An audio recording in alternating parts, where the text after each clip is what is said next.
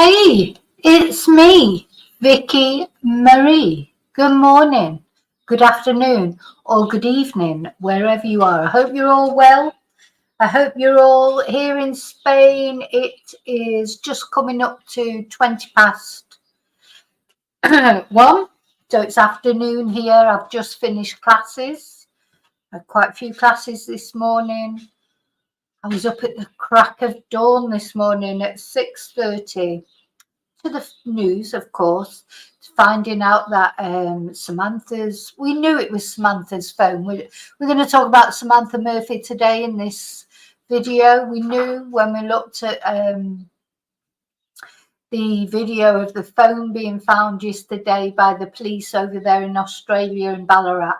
We knew it was Samantha's, didn't we really? But it has been confirmed now there is. And apparently Sam's husband, Mick, as you would, he knew it as soon as he saw it, that it was her phone, because he would know exactly what the cover of her phone looked like, etc.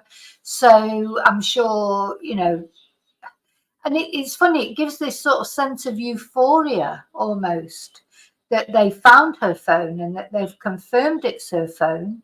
But of course, it is sad as well, but just want to find Samantha now, don't we? Now, they did say they found items. As far as I know, have not released the other items that they found, but they'll be searching roundabout. They'll be making a plan, and I've got a good feeling. I'm determined to be positive. That they will find her very soon and bring her home to her family, so her family don't have to think about her lying out there somewhere, and that at least they can give her a decent burial, which at least is something, some comfort, cold comfort, as we say.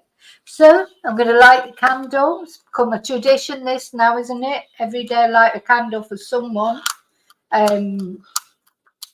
or for more than one person, but today the candle is for finding Sam's body.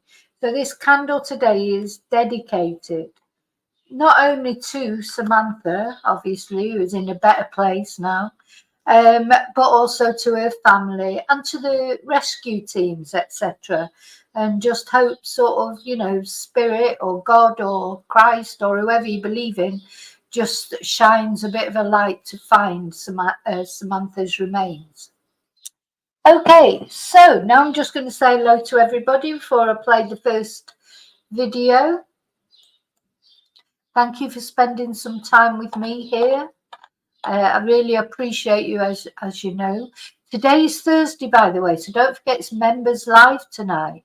And I thought for the Members Live tonight, I'm going to have another look at the Sebastian Rogers case, which, bless him, I've tried to sort of avoid, because it just descended into such a total shit show, basically, total gossip fest, total just horrible thing.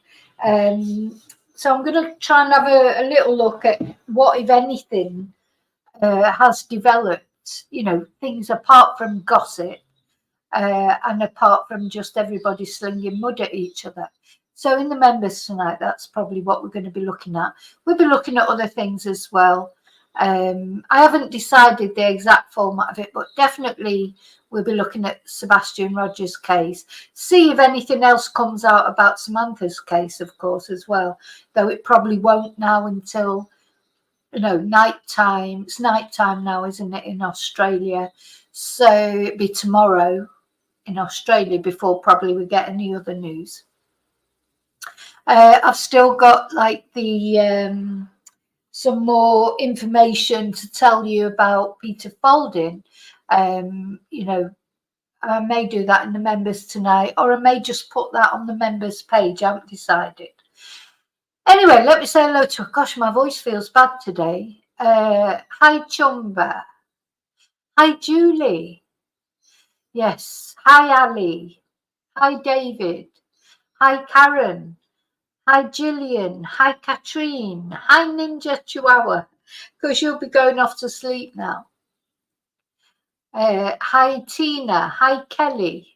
Is Kelly there? I didn't see Kelly, but somebody's saying hello to her, so presumably she's there. Hi, Tina. Oh, there she is, Kelly. Hi, Kelly. A lot of people. Chumba, how are you feeling today? Hope you're feeling better. Hi, Louisa. Hi, Yvonne. Yvonne's been poorly too. I hope you're feeling well, Yvonne. Hi, Quizzical Girl. They haven't found her in the water, Yvonne, so it doesn't look very likely. Okay, so let's have a look at the news presentation, or one of the Australian news presentations about finding Samantha's phone. Let's see.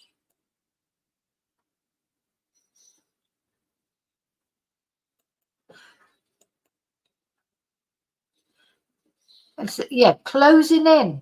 So notice the title is closing in. I bloody hope they're closing in. It's got to, obviously it's a good sign. They found the phone.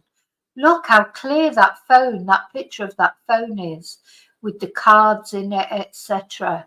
I mean, it's just such a breakthrough. After all this time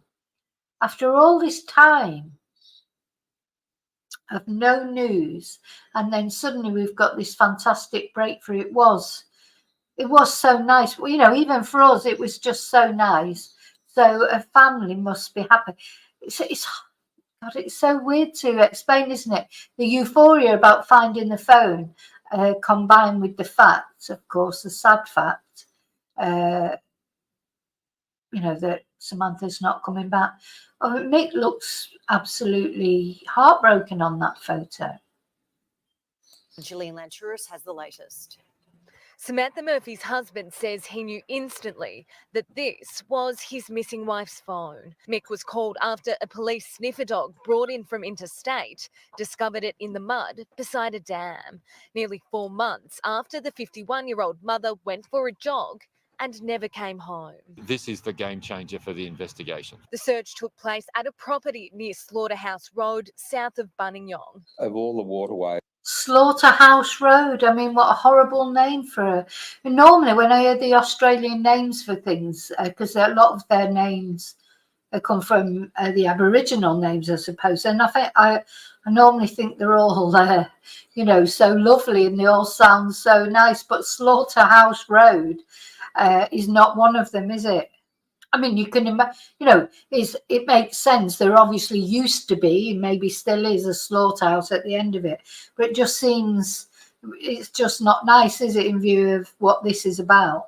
To explore, they've chosen this one, I believe, quite firmly for a reason. The homeowners have told 9 News they were approached by detectives just weeks after Miss Murphy's disappearance, warned the area would be searched considering the dam is just 5 kilometres away from.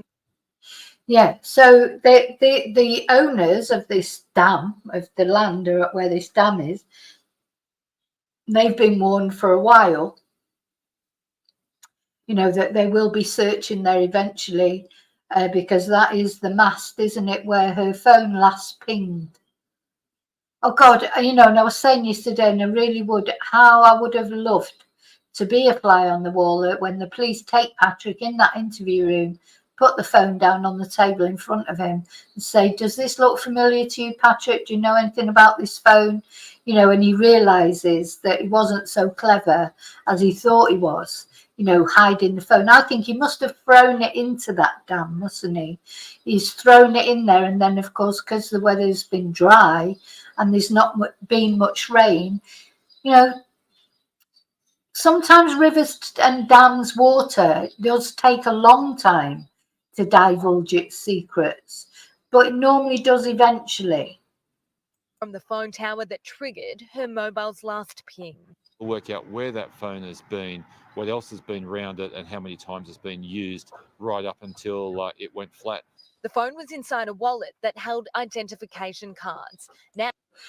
Now, I don't care what anyone says, the police are holding that deliberately. They've released that image deliberately for whatever reason. Makes me wonder if, are they trying to frighten somebody else?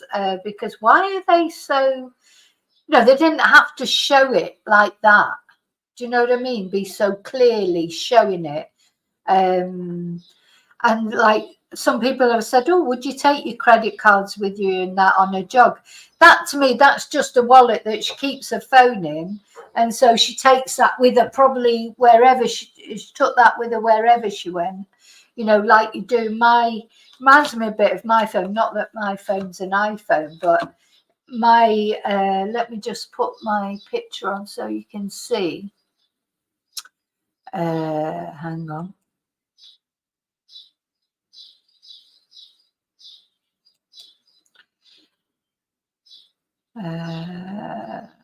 Just so I can show you. So yeah, it looks very similar to my phone. I mean, I put my phone on, I left my phone on the stove when the stove was on, so I need a new phone cover because it's all warped. I keep meaning to get one. But yeah, now my particular phone cover, it hasn't got like a, you know, it'd be better if it did have like a little pocket, you know, to put your cards. And then really, and especially if you could put some maybe money in there, you wouldn't, that's all you'd need to take out with you when you went out, isn't it? You know, you wouldn't need a bag. You just need your key. I wonder where her keys are. Well, maybe she didn't take her keys because her husband was in, wasn't he? So she didn't need her keys, really. So she's just took her phone in. Her phone is like her ID card or whatever, maybe her credit cards. But they're just kept in there all the time. She hadn't taken them out on the jog with her. She just picked up a phone that just happened to have all those things in it. And you could put, you know, I could put 10 euros in there or something, just in case, maybe a couple of coins, just in case, just in case. So it's like, what is it, the bug bag or whatever. You could just make it your phone, just for your basic things. Maybe put your key in there or something. So we could see from that. Sorry, let me go back to the, yeah, it's not unlike my, it's not unlike my cover, except my cover has not got like little pocket like this where you can put your cards and you, so they will have known instantly it was Sam's phone because it had her things in it. And the way they're holding it open there, you know, they're deliberately showing that to people. So, you know, so as soon as Mick saw that, now, whether he saw it first on the telly or whether they showed it, you know, went round to see him first and showed him a picture, I don't know. But he would have known straight away, wouldn't he? You would know your partner's phone case. Definitely, I think.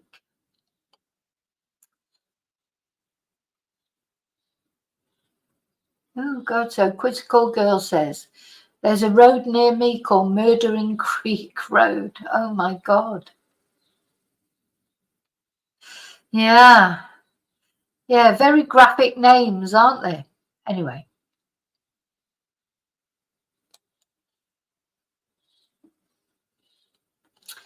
Oops, sorry, I've tried to play it, didn't play. Oh, hang on, I'm trying to press the wrong button. Now, crucial pieces of evidence. Forensic investigators are hoping data from the actual device could reveal her movements on that day in early February and possibly lead them to her body. Well, the physical components of the phone will obviously be damaged, but what's behind it, those ones and zeros, the data will be retrievable. So, for example, an exercise app where information... Do you see where it was there? I mean, just so clearly there. Let's just have another look. Exercise app where information has been backed up. I bet that was in the water Exercise before. app where information has been backed up. Police Hang on, February and possibly lead them to her body. Well, the physical components of the phone will obviously be damaged, but what's behind it, those ones and zeros, the data will be retrievable. Yeah, just there, it's obviously been in that water. So he's probably thrown it in there, just thinking it would never be seen again. And here it is, it pops back up. It's like karma, isn't it? It always pops up to bite your ass. So, for example, an exercise app where information has been backed up. Police divers searched through the dam yesterday but found no further trace of Samantha Murphy. It's understood police will continue to look for clues along this road and try and answer the... Yeah, so the road's right there. So, yeah, did he throw it from the road, or did he stop the car just for a minute and go and just toss it in? You know, he would have been panicking, you know, because it probably all happened on that day. What's quite surprising to me is the length of time in between when Sam went missing, you know, because don't forget she disappeared about 8:30 in the morning. And that phone did not ping near that mast until 5 o'clock in the evening.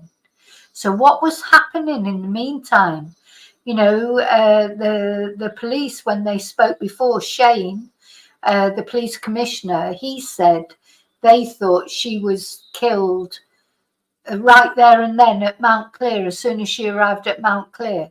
And they must have said that because of the you know, because of the Apple Watch, whatever data came off the Apple Watch, that you know, there'd been some sort of an incident there when she got to Mount Clear. So let's suppose that was about 9 o'clock in the morning. Certainly won't have been much later than that. 7 kilometres, I think it was, from her house to Mount Clear. So what happened in between? What happened in between 9 o'clock that morning and 5 o'clock in the evening? You know, is that when he loaded her up in the car? So there's a lot to come out, isn't there? There's a lot more information that we still don't know. And what the police know or don't know will probably depend on his mobile data as well. But it's, yeah, you know, how did he get her from Mount Clear to anywhere else, wherever she's ended up? And why was there that big time difference in between her going missing and her phone pinging? You know, so, and of course, where is she? She's got to be around there somewhere. She can't be far away.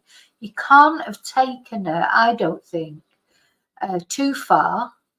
Because he wouldn't have took a chance on it. So, you know, murder victims are normally found quite close by where they're murdered, because, you know, more often than not, because people, especially in a case like this, he didn't have a long time.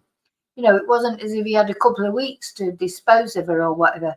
He would have just tried to be dispose of everything as quickly as possible. So she's not going to be far away. I think she's definitely not going to be far away. Just finding her. And of course, now it's coming into winter. The good news is the foliage will be, you know, a bit, because in the middle of the summer, obviously, everything's like all the greenery and everything. It's much harder to find things. It'd be a different matter now. It'd be easier to comb through bushes and stuff like that, because there'd be less foliage. So now I told you that dream I had about Samantha. She was sort of sat up in a, like in a, could have been like a mine shaft, but you know, but I don't know if there's any mine shafts in this particular area. But she was sort of sitting up with her back leant against something, but unfortunately deceased. But that's just a dream. I mean, don't take that as I'm just telling you about a dream I had about her. But you know, I wonder if he did sit her up somewhere. Burning question of why and how her phone ended up at this rural property. Detectives have been out today targeting various areas, but nothing was uncovered. Samantha's accused killer, 22-year-old Patrick Oren Stevenson, was arrested in March, just 7 kilometres away from where her phone was found. It's understood he's still not cooperating with police. They're still not cooperating. He is an absolute twonk. He is a complete twonk.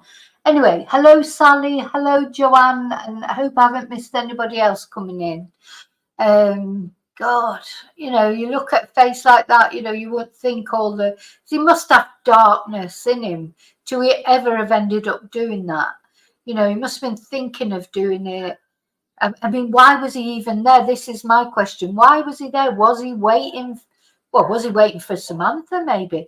Or was he waiting for a victim and it just happened, unfortunately, for Samantha to be her? Or was he just passing? Was it just a random thing?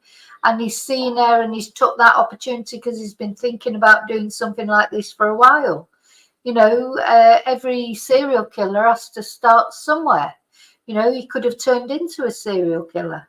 You know, luckily that's not going to happen, at least. Detectives are now one step closer to providing answers for her loved ones. In Ballarat, Hi, Susan. Gillian Lantouris, 9 News. So that's the first video I wanted to show you from 9 News, and now we're going to look at another one. I just found.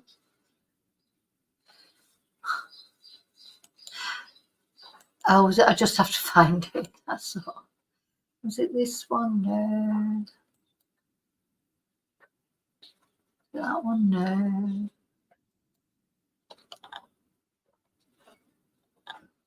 What is the one? Ah, here it is. I think this is it. So, yeah. So, oh, where's the video gone? Anyway, it doesn't matter. I'll read it out to you. So, update after phone discovery and search for missing Ballarat woman Samantha Murphy. Police found a mobile phone next to a dam, and 7 News has been told who the phone belongs to. So it does belong to Samantha Murphy. So this has been confirmed. And on Wednesday, missing person squad detectives searching near a dam in Bunyinyong, not far from Samantha's Ballarat home, found a phone with a teal case. Teal, of course, is that weird green colour, isn't it? And it says, watch the video above. Where's the video above? Go on then.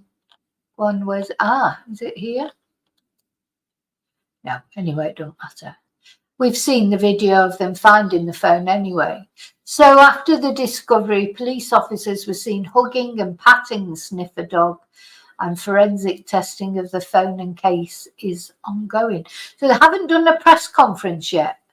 The police have not done a press conference. I look forward to that because there hasn't been a press conference for a while. So I'm sure as soon as they've got sort of definite news, that they can share with us, there will be a press conference.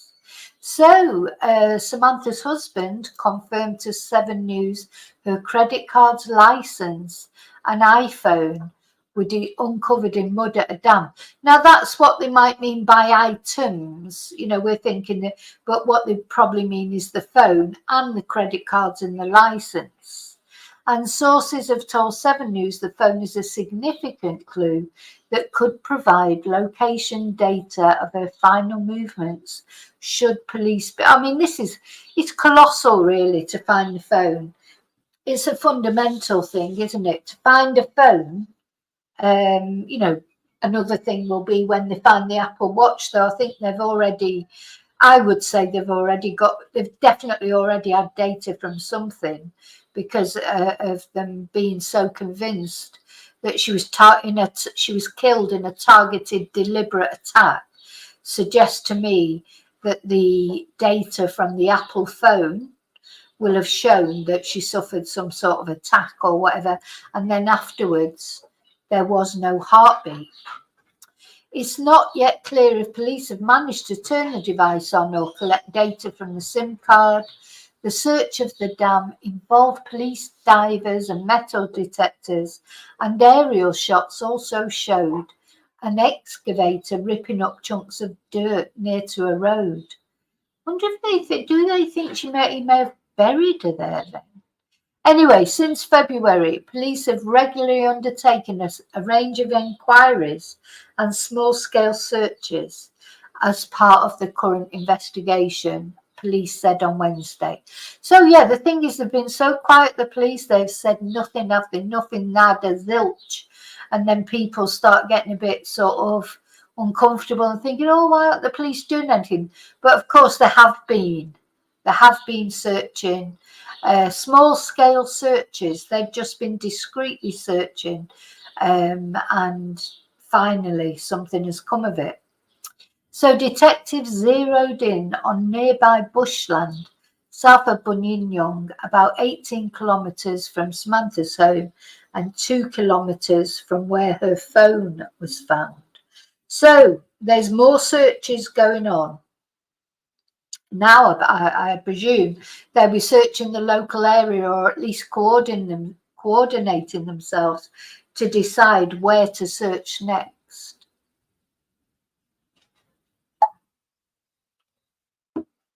So it says here, in March, police searched extensively for the missing mother in the Buninyong area, but could not find any trace of her. And there have also been extensive searches of the Canadian State Forest and Enfield State Park over the last few months. And of course, as we know, they allege that 22-year-old Patrick Oren Stevenson murdered her at nearby Mount Clear on the day she went missing. Yeah, what was he doing there? What was he doing? Was he waiting for her or waiting for someone? Or was it just literally a case of being in the wrong place at the wrong time? So he was arrested at the beginning of March and he's due to return to court in August. Well, it's not so far off now. We're practically in June, so we've got another couple of months. Still, it feels like a long time, to be honest. Okay, let's see, what else did I have to show you? So we're getting limit. Oh, here it is. Here it is, the video I wanted to show you.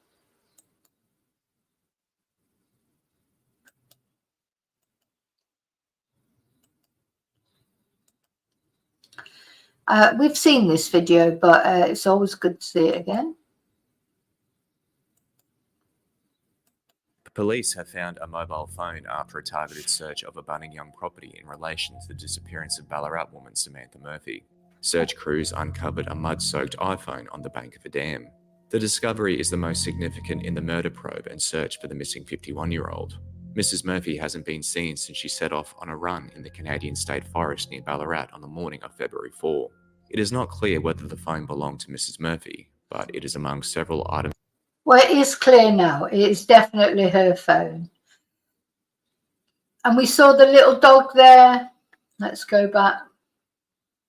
It's not clear whether the phone belonged to Mrs. Murphy, but it is among in the murder probe and There search. it is. So, yeah, there's always a dog. There's always a dog. The dogs.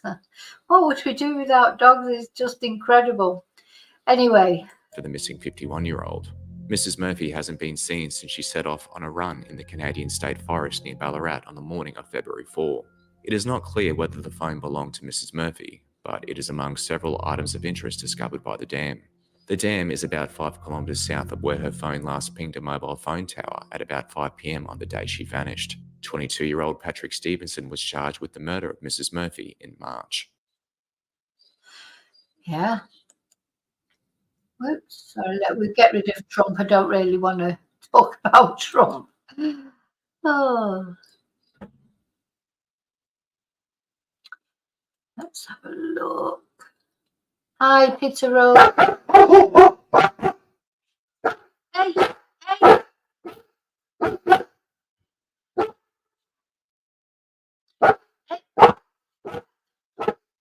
A bad thing about dogs is they bark. Stop.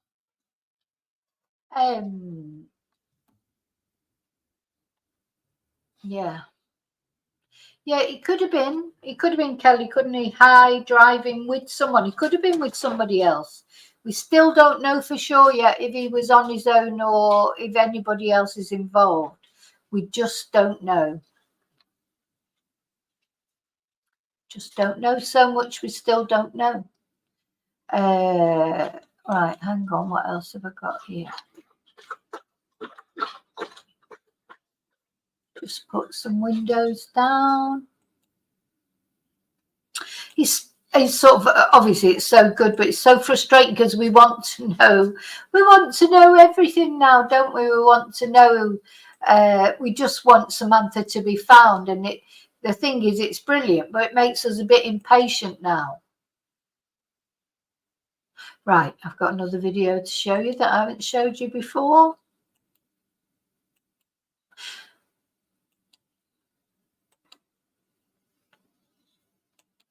Detectives and cadaver dogs were scouring bushland nearby. They're trained to find human remains. Ultimately, it's of So now this is the new search that they're carrying on after the phone have been after the phone's been found. So this is talking now about the new searches. This is Charlie Bazina, isn't it? The former homicide detective who seems to be quite respected in Australia.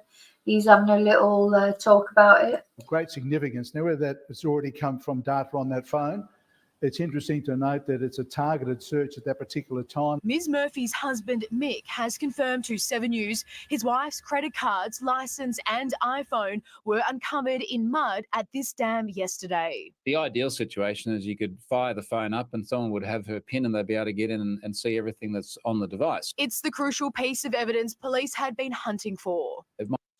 I didn't think the police needed a PIN, did they? I mean, if you, well, say the police, you know, if you're the police experts, surely whether they've got the PIN number or not, they can get into a phone because people know how to unblock phones, don't they? Well, people who know. So whether they've got a PIN or not, I would imagine they'd be able to get into a phone pretty easily. Might be interesting as well to see if that device has any other location data on it that might help them retrace her footsteps up until the point where she disappeared. Today's search began shortly after lunchtime in bushland south of Buninyong. The location is 18 kilometres from the Murphy family home, but only 2.5 k's from the dam where Samantha's phone was found. It's interesting, isn't it, to think she probably is so close to her home. You know, our Mick's been going out every day to look for her, you know, walking or driving or, you know, that I would be doing that. I would be out there every day looking. And sometimes you have to go back even over the places you've already looked and look again because, you know, the scenery is changing as winter's coming in. The scenery will be different and things that might be missed at first. But of course, the police are doing more targeted searches. But, you know, it is a bit frustrating because you could literally search one area. I mean, it makes you wonder, have they searched that dam area before, but the water wasn't as receded before? Or maybe the dog that they have, you know, these are specialist dogs, aren't they, that deal with finding electronic equipment. It's not yet clear if police have managed to turn the phone on or retrieve data from its SIM card. Bearing in mind that the phone possibly may have been submerged in water, we don't know how long for. Worst case scenario is that the device won't boot and that there's nothing readable on the disk, either because the disk is damaged and destroyed by the conditions it was in, or because the disk is encrypted and protected from an unauthorised party being able to access it. It's been 117 days since Samantha Murphy. Oh, don't say that. Don't say that it could be blank. Please, God, it can't be blank. Oh, look at all these good boys. Murphy's disappearance shocked the nation, and with the prime suspect still refusing to cooperate, investigators have been waiting for a break. The best thing that Patrick should do now is cooperate. Surely his lawyer, you know, if he's not listening to his parents, if they're telling him to speak, but surely his lawyer now will be telling him now's the time, you know, they found the phone. You know, now's the time to speak because if they find Samantha without him having told them where she is, that won't look good on him, will it? You know, he's got his case coming up. Is he just hoping and praying they don't find her? But if he knows by now that they found the phone, surely his lawyer will be advising him to start cooperating because he's got to start thinking now about trying to get a lighter sentence, surely. Through finding her mobile phone has re-energised the search. 22-year-old Patrick Stevenson is charged with Samantha Murphy's murder. He's due back in court in August. Cassie Zervos, 7 News. Yeah, so there you go. So that's what we know so far about. So what we know is, you know, it's not loads, but it's good. It's good news. It's certainly more than we knew before. So it definitely is Samantha's phone. They're doing the checks on it. And of course, then that's giving them, surely they will have his phone data. I mean, so it's not only Samantha's phone data that matters, is it?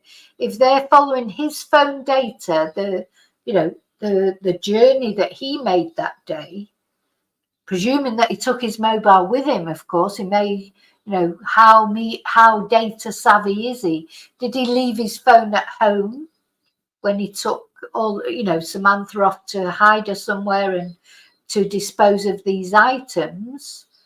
Did he take his phone with him? Because if he took his phone with him, the police will have a record of everywhere he went. And that's where the police will be searching, isn't it? They'll be following the trajectory of his journey that afternoon, according to his phone signal, and, searching along that trajectory, which is probably how they ended up finding the phone. Now, I can't see that he wouldn't have taken his phone with him, because people just don't not take their phones with them. He may have turned it off, but I don't know if even if you turn it off, can it be tracked? Because he would have wanted his phone with him just in case something went wrong. You're not going to want to be out. He must have been seen because it was 5 o'clock in the afternoon. So it was daylight, wasn't it? It was summertime. It was daylight. It wasn't dark. So he may well have been seen, or he may well have been picked. I mean, I don't know. I think it's quite remote out there. But, there's all these things to think about. Isn't there? All these different things. Did they follow his journey that afternoon, and that's why they're searching along that journey? Because remember, the police said that they had to get permission, didn't they, for certain phone records, etc. Is there somebody else involved? You think, did he do it on his own, really? Or was it him and his friends who did whatever they did to Samantha? It may not have been him on his own. He's the one that's been arrested for it, but there may have been more people involved. This is what we're going to find out, isn't it, as time goes on? I'm sure the police has got an idea. But it was strange that in the beginning, when they first said it was suspicious and they thought that Samantha had been murdered, they did say they thought multiple people were involved. And now that as soon as they arrested Patrick, they started saying that no, they weren't looking for anybody else. But sometimes the police do things like that, don't they, to lull people into a false sense of security. Are the police saying no, they don't think anyone else is involved, just to try and make somebody make a mistake who thinks they're safe? So, I think that's it. There's still so much that the police know, isn't there? But we'll find out. And I will obviously keep you updated. Or, as soon as there's any news. I know I've got a couple of people in Australia who send me links as well, which is nice. Whenever there's a news item or any sort of update, they send me links to videos, etc. But I'm always looking anyway. It's first thing First thing when I woke up at 6 o'clock this morning is see if there's any news about Samantha. Now, what I want to show you, so I hope that he's as thick as the criminal that I don't know if you've seen this video. It's going around social media. Well, going around Twitter anyway. And it made me laugh. I thought we'd try and finish on, hi Wesley, we try and finish on a bit of humour. No, it's not spoken. It was a total accidental humour. If you think, you think of the thickest criminal that you've ever heard of, wait till you see this idiot. Anyway, let's watch this.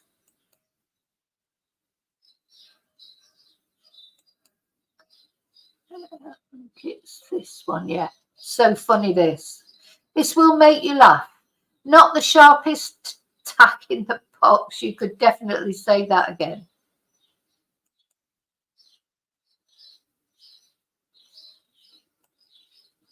Assistant Public Defender Natalie Tate for Mr. Harris, who should be present is Zoom. Mr. Harris, are you driving? So this was a court case in America.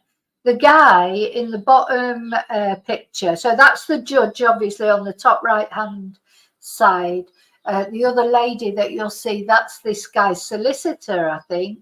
And the guy that's in the car on the Zoom call, he was supposed to appear in court, but he's appearing on Zoom.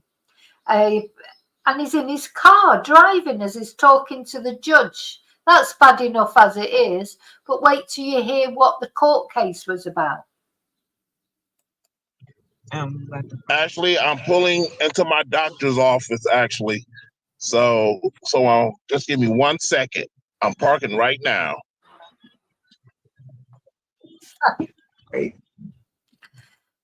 This judge's face is a picture.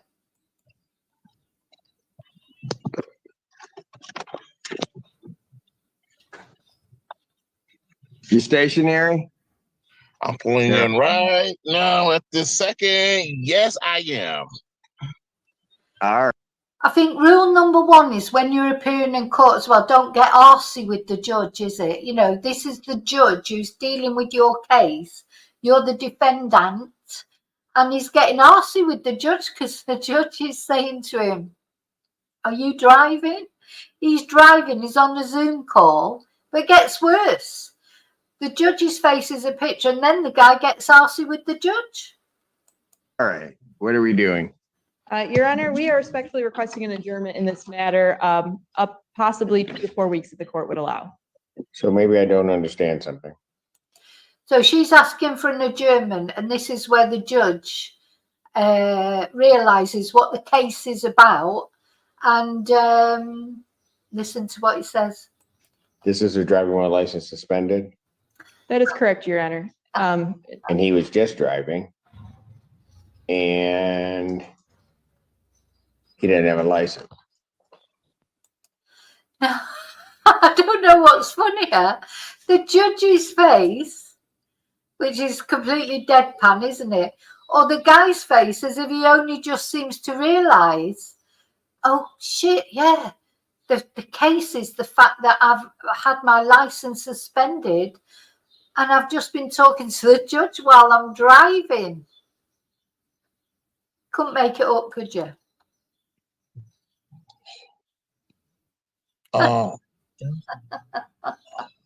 Is with the charges, Your Honor, yes.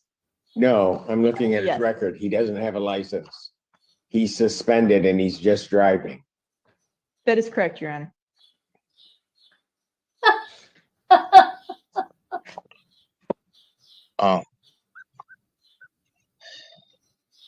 I don't even know why he would do that. So defendant's bond is revoked in this matter. Defendant is to turn himself into the Washington County Jail by 6 p.m. today. Failure to turn himself in will result in a bench warrant with no bond. Oh my God, he can't believe it. Let's just watch the whole thing. Public Defender Natalie Tate for Mr. Harris, who should be present is Zoom. Mr. Harris, are you driving? Actually, I'm pulling into my doctor's office, actually. So just give me 1 second. I'm parking right now. Wait.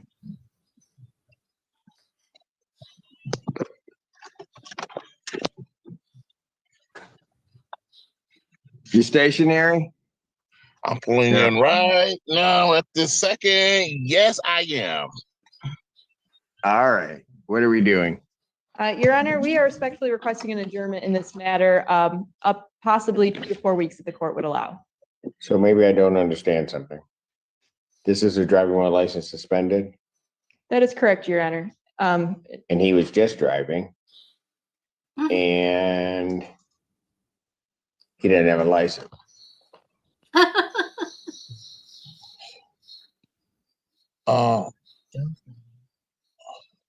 Is with the charges, Your Honor, yes. No, I'm looking at his Yes. record. He doesn't have a license. He's suspended and he's just driving. That is correct, Your Honor.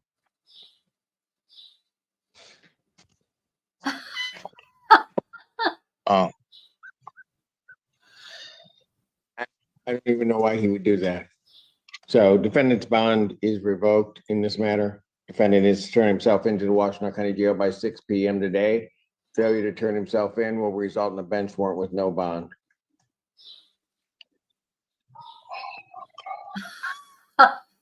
Brilliant. You couldn't make it up, could you? Couldn't make it up. So as long as there's criminals out there that are as thick as this guy, you hope that justice will always prevail. Unbelievable. Anyway, it's gone viral that on social media. So I just thought I'd show it you because I thought it might make you laugh. Because we need a laugh sometimes, don't we? Especially when we're dealing with true crime and it can be so depressing. But that judge's face was a pitch, but then the guy was just so, oh my God, you know, like, how did I've got no words. It takes a lot to make these, yeah, twonk. What a twonk, what a twonk. But yeah, it's gone viral on social media. So he lost his bond completely. He had to go to prison and make more bond, I suppose. I don't really not understand how. He probably is just so funny. Are you driving? And he's going, yes. And then he's going, are you stationed? Yes, I'm just pulling in now. I'm at the doctor's, actually. How bloody hell, bloody cheek asking me if I'm driving. I'm going to the doctor's, for God's sake, judge. You know, he gets like really arsey with the judge as well. It just, anyway, priceless. You could not make it up. You could not make it up. So anyway, I've got to go now. So I've got to go and have some lunch, and I'm going to have a little siesta because I was up. I feel like I'm on like zombie thing because I was up so early this morning.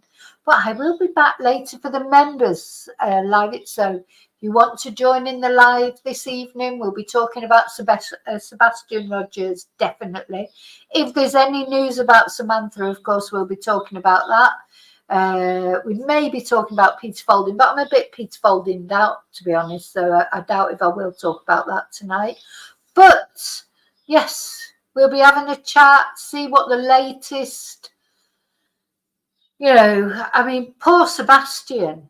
You know, all that's going on in Sebastian's case, it's descended into some sort of just crazy thing. But anyway, we're gonna. There are a couple of things that I want to tell you about that you may not know about that are actually relevant to looking to Sebastian, not just, you know, all the problems between the family, etc. And I think in view of everything that's happened lately, and I've been holding off doing it, I think I may read out the divorce papers of Seth. There's a lot coming out about Seth.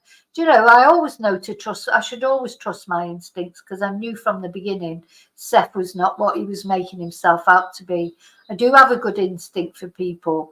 And, you know, I've held off sort of doing anything about the divorce papers, etc., because I didn't want to, you know, at the end of the day, he's a father whose son's missing. But there's, you know, Seth is turning out to be, you know, I'm starting to worry, did that boy have anybody like who really cared about him? But I personally think Katie did care about him.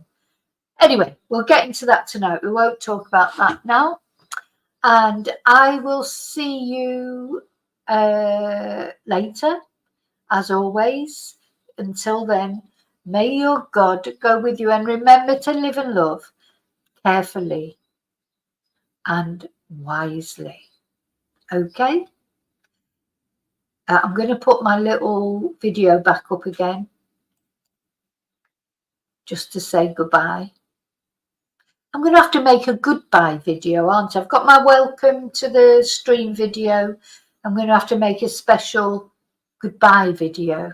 Anyway, it's got a little bit of goodbye on it. See, I'm waffling. This is because I'm tired. I'm tired and I'm hungry. And then I just start waffling. Okay, see you later.